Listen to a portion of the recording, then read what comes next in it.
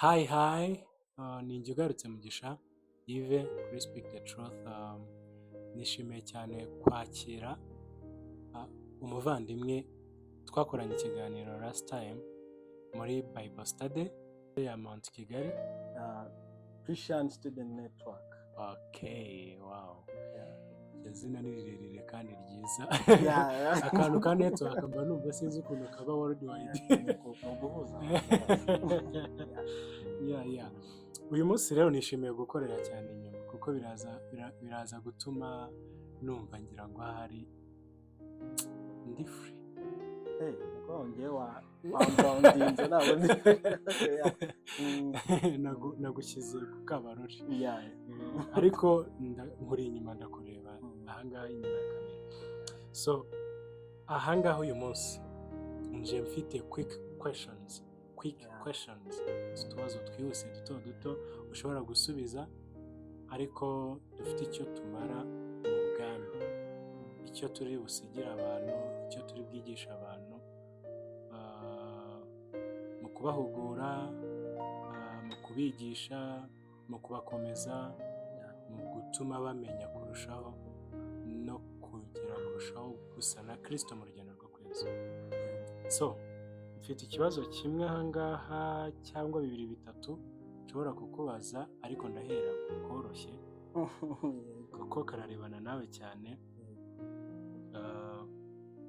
This day, aka kanya abaye, ubwo ni ikibazo cya mbere, abaye ariwo munsi wawe wa nyuma ugiye kubaho mu isi, saa sita z'ijoro bikaza kugera byarangiye, simbikwifurije, it's just a question.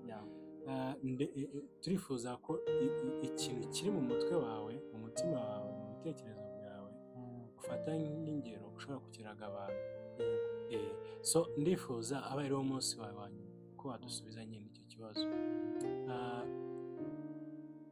ariyo message ugiye guhesigira abantu bose ku isi, cyangwa se umuryango wawe ubaye ufite, cyangwa se ari umwana wawe cyangwa se ababyeyi bawe n'abandi cyangwa inshuti zawe, nihe message ruta izindi ubitse muri wowe ushobora gusigira abantu ku isi?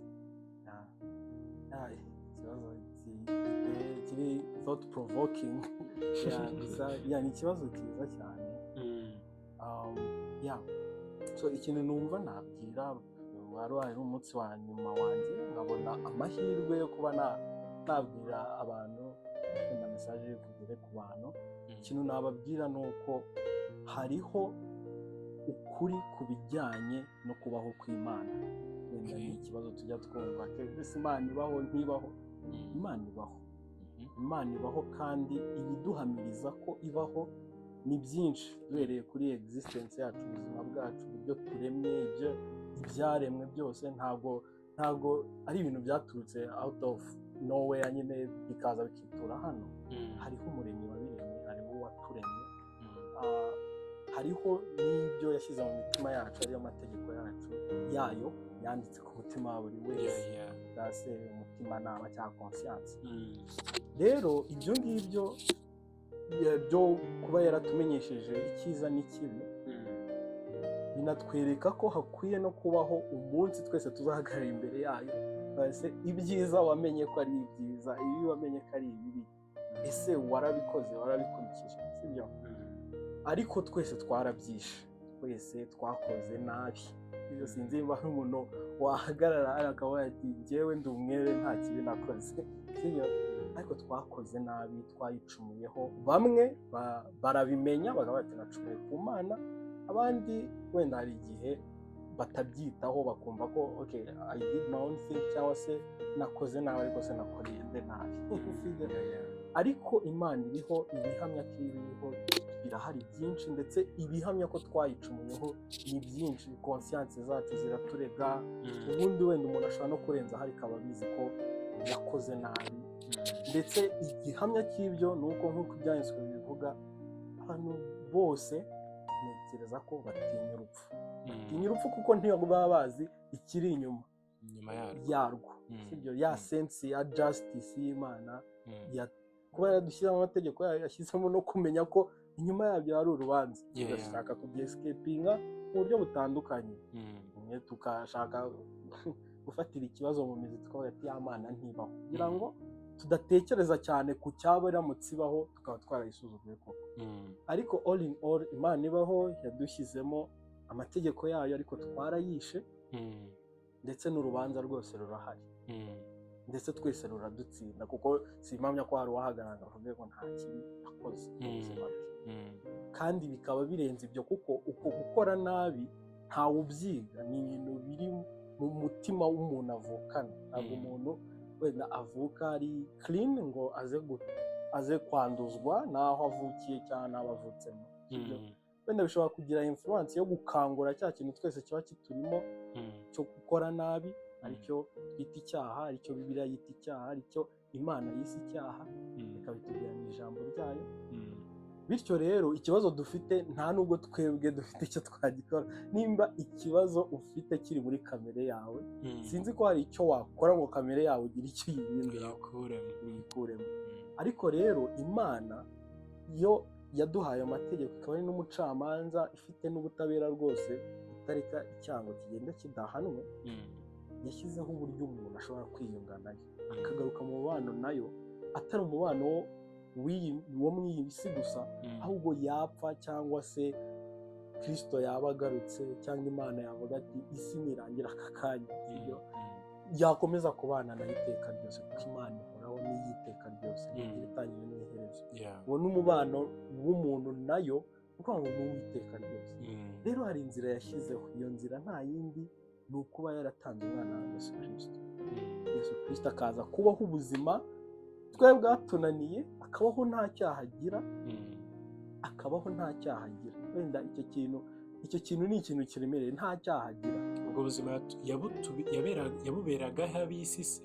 Ni ukuvuga ngo Kristo aza kubaho ubwo buzima yari kububeraho abantu be. Ni ukuvuga ngo twe iyo turi kubira wenda tubibona mu gihe wenda tukavuga ati abo yabonye ko bazizera, ariko nyine abantu be guhera iteka ryose, sibyo? Rero abo bantu yabereyeho ubwo buzima kwari ukugira ngo, kuko Imana ntabwo yabana n'umuntu ubarwaho icyaha, abanza akureho cya kintu cyo kuvuga ngo amategeko y'Imana barayasuzuguye, ahubwo avuga ati mpagaze mu cyimbo cyabo nayubashye.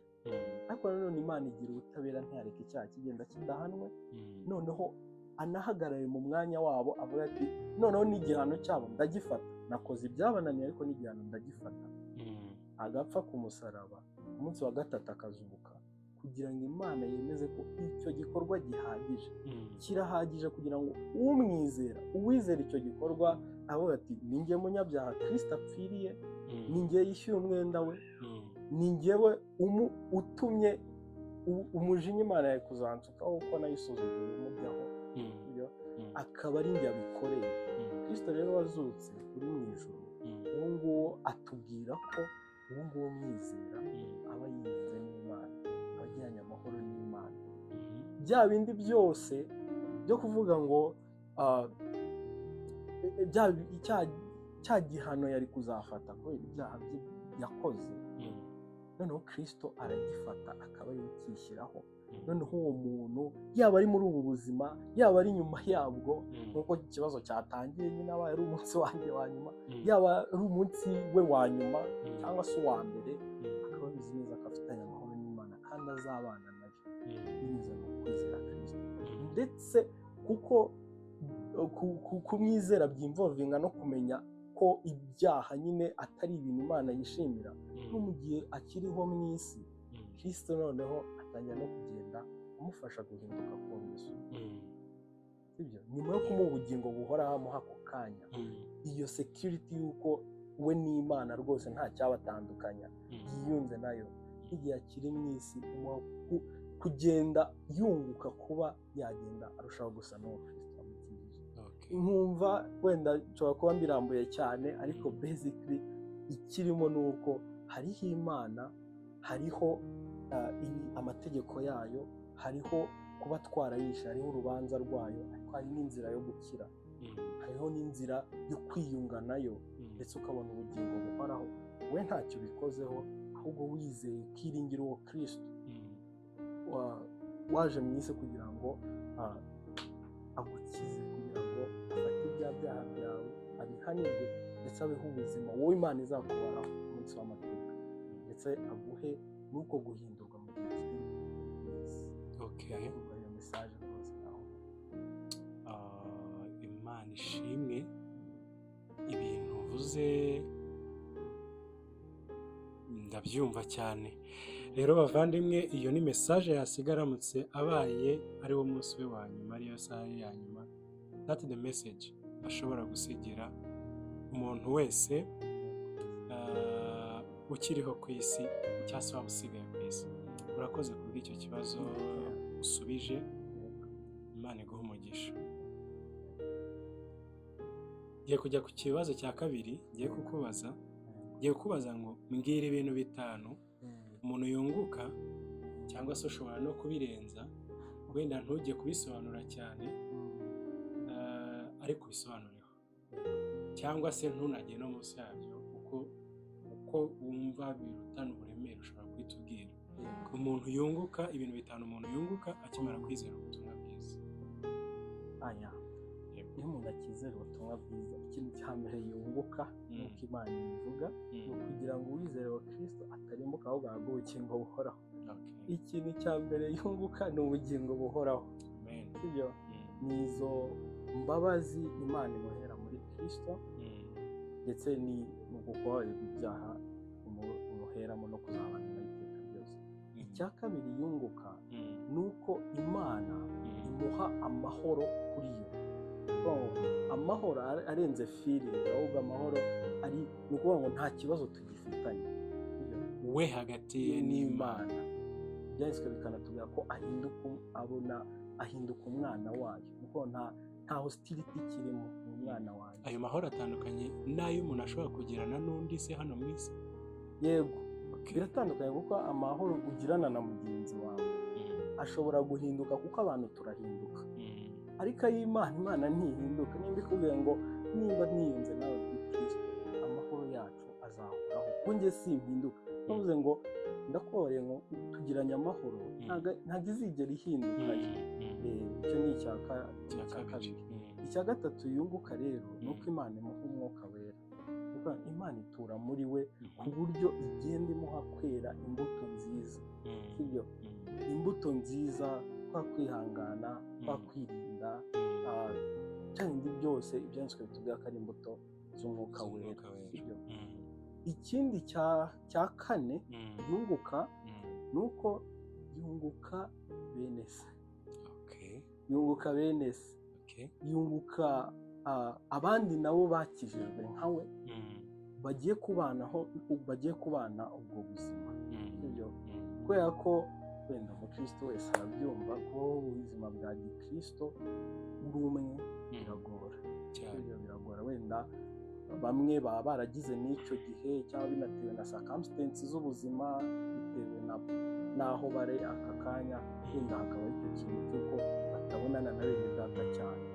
So ubona ukuntu ubuzima bugorana. Sibyo? Ariko wunguka izindi nshuti muhuje, nimba navuga muhuje, uko mubona Imana, uko mubona isi, uko mugendana urwo rugendo.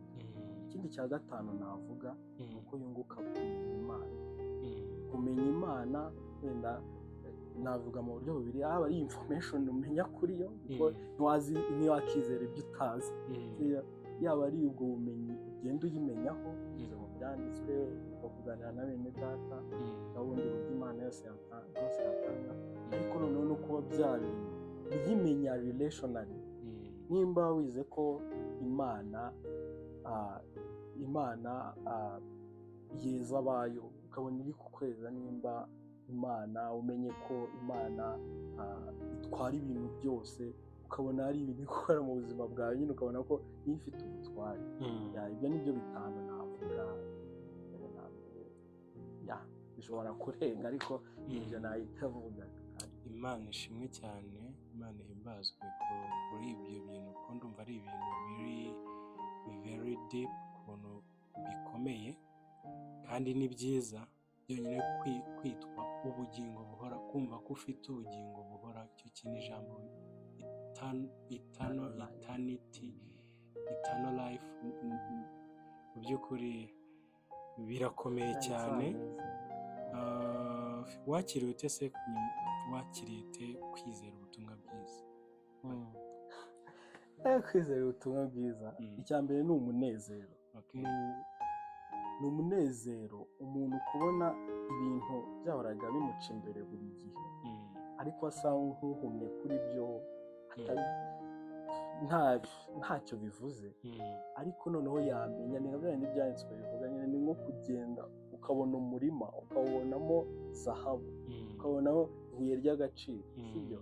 Ni uwo munezero uzana no kwizera ubutumwa bwiza rwose. nuko nabyakiriye, sinabona n'ikindi kibidescribinga kuko ni ibintu utarabyizera ubona ari amagambo gusa, ariko the moment wabyizeye ubona nyine the preciousness yabyo, sibyo?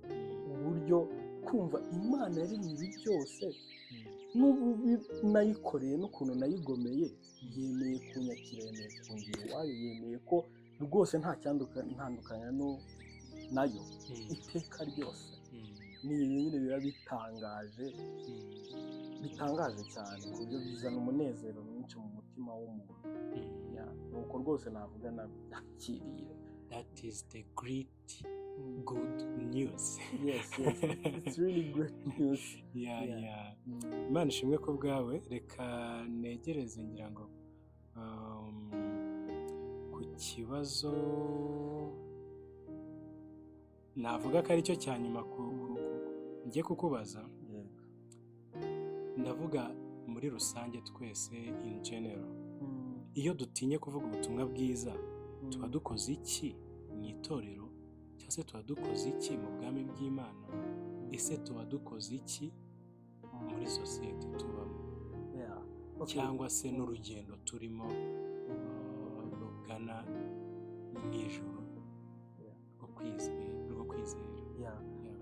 najya umlarifayingire nk'itorero. Ndavuga itorero rya Kristo, ndavuga itorero rya Kristo iri nyine abizera muri rusange cyangwa individual. Iyo ababizera uyu muryango, iri torero ry'abizera uyu mubiri wa Kristo, iyo abawurimo batavuze ubutumwa bwiza,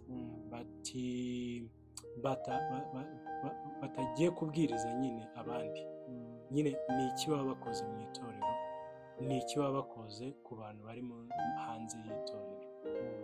That's the question. Iyo tutavuze ubutumwa bwiza, tubwiriza ubutumwa bwiza, ikintu cya mbere ku itorero, ikintu tuba turi gukora icya mbere cyo ntabwo tuba turi kubaha umwami. Ibyo kuko umwami atanga commission y'uko tugenda tukabwiriza ubutumwa bwiza, ndetse ntekereza ko sinzi wenda nimba ntabyita ikintu kiri objective cyangwa kiri bivaso ku muntu wese wizeye, ari ikintu cya mbere yumvamo nuko ibi bintu nkwiye kubibwira bagenzi bawe. Ntekereza ko atari wowe ubyibwiye cyangwa se atari n'ishyaka ridaturutse mu bwenge, ahubwo ni Imana ubwayo nyine icyo kintu yakira, aba yumva ko kiri precious, yagisangiza abantu, kuko nabo ni ubwa buri wese, ntabwo ari ubwa babiri, ni ubwa buri wese. Ariko nanone n'itorero rigira impact, kuko buriya iyo umuntu abwiriza n'ubutumwa bwiza binamusunikira kwiyongera umunezero wo kuba n'ibyo ngibyo ari kuvuga. Bishobora kuba mu buryo bwinshi, bishobora kuba mu kuba ibyo uvuze Imana yabikoresha ikiza nk'umuntu washakaga ko akizwa, cyangwa abantu bose tuba dukwiye gushaka ko bakizwa, ariko nko kubona umuntu akijijwe yizeye bitera umunezero n'ishyaka, ndetse na conviction kurushaho yuko ibyo bintu ari ukuri koko. Hari uburyo iyo tutabikora tuba turi kwibuza uwo munezero wo uzanwa no kubona kuko ubutumwa bwiza buri gukora umurimo mu mitima y'abantu. Ariko nanone n'ikindi dushobora kwibuza iyo tutari kubwiriza ni uko navuga nko gukura, sibyo? Gukura mu kwizera, sibyo? Kuko iyo umuntu abwiriza ubutumwa bwiza, sibyo, ni akantu gatangaje.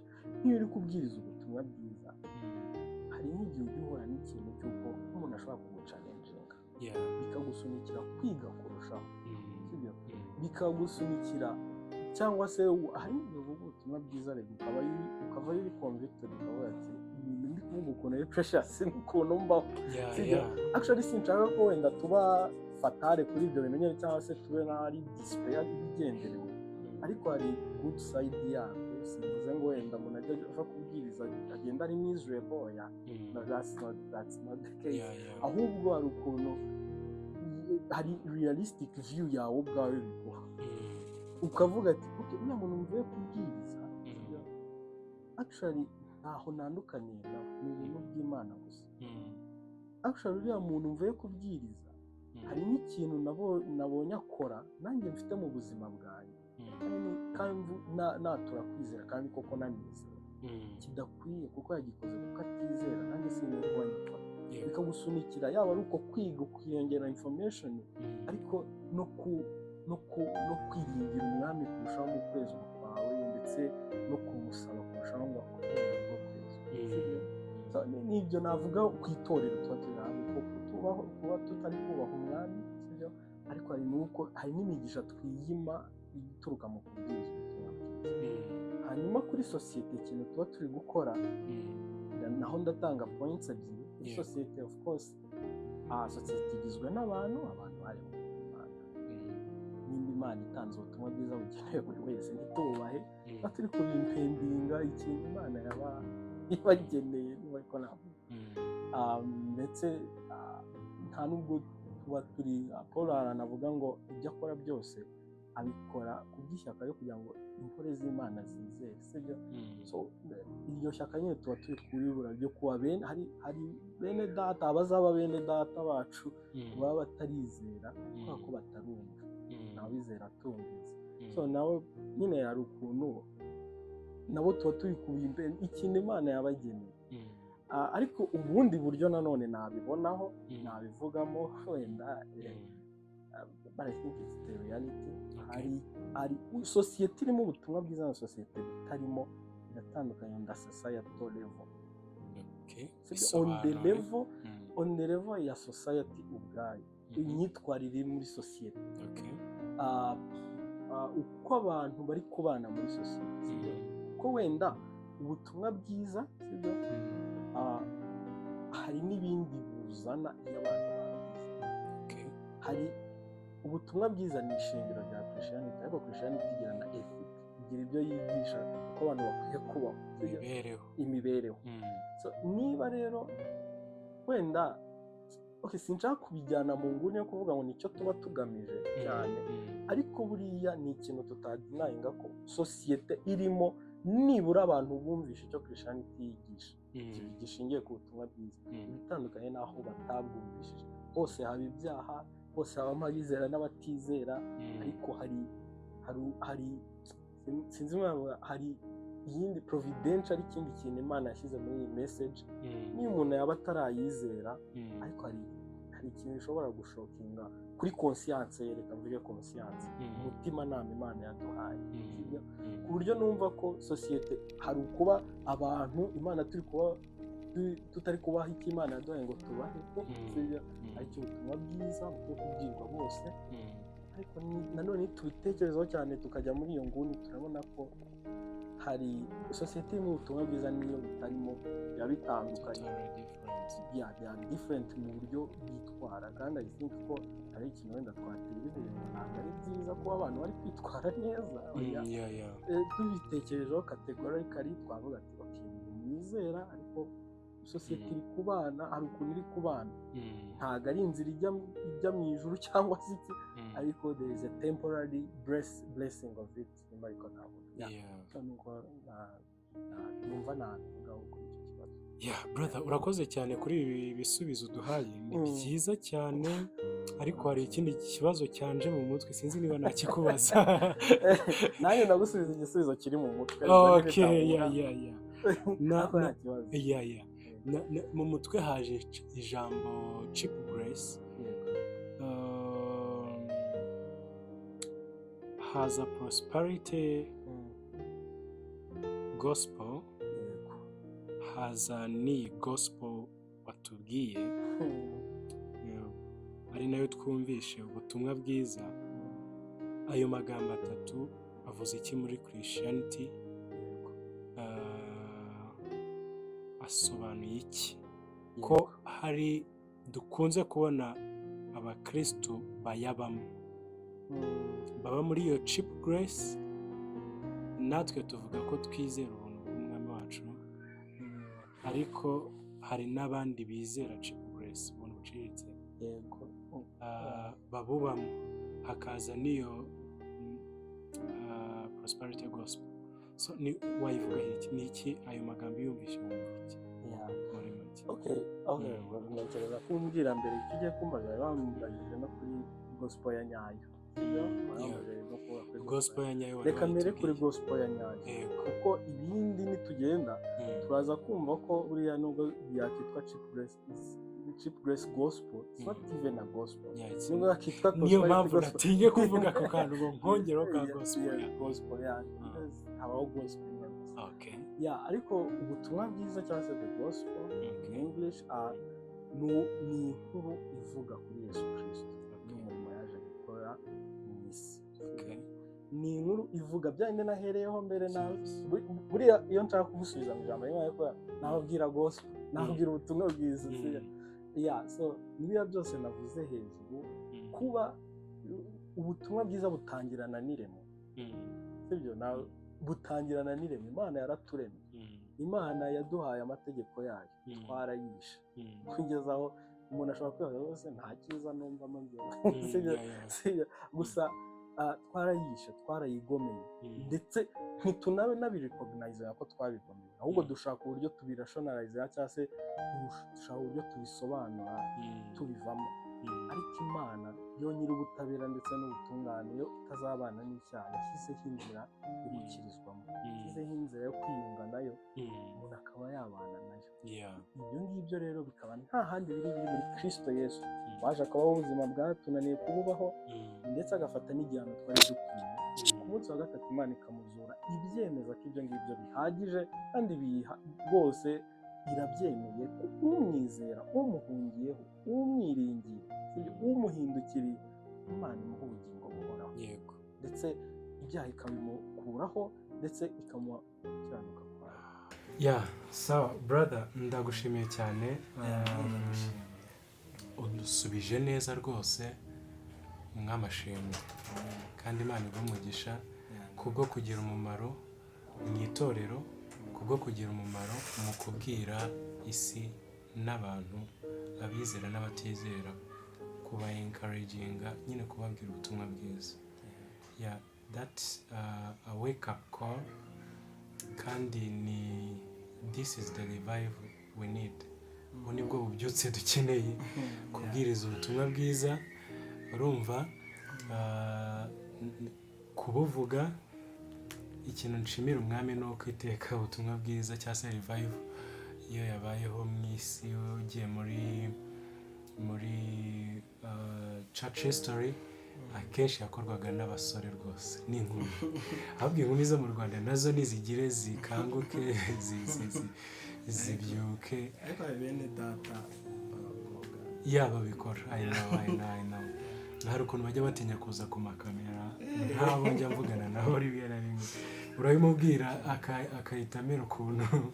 Ariko icyo nshimira umwami ni uko rwose akoresha urubyiruko mu gukora revival cyane, kandi birafasha. So nawe kandi ukaba uri umwe muri abo ngabo. Imana iguhe umugisha rero, urakoze kubw'ibibazo dusubije, ndagushimiye cyane, ndagushimiye cyane. Speak the truth n'umuryango wose wa Speak the Truth, turishimye kubakira. Imana iguhereze umugisha. Urakoze cyane, kandi Imana ko yampaye umwanya. It's a great blessing. Imana ishimwe cyane. Bye bye.